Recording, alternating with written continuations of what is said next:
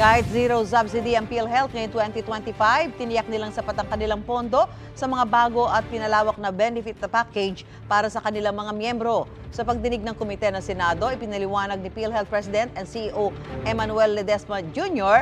na meron silang investments at reserbang pagkukunan ng pondo.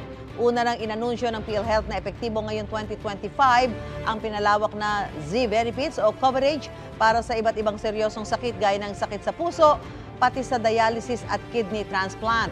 Ibinida rin ng PhilHealth ang benefit package para sa medical emergencies na hindi kailangan ng confinement sa ospital gaya ng pagsusuka, pagkahilo o pagtaas ng presyon. Dati kasi hindi makakapag-claim sa PhilHealth ang pasyente kung hindi siya na-confine sa ospital.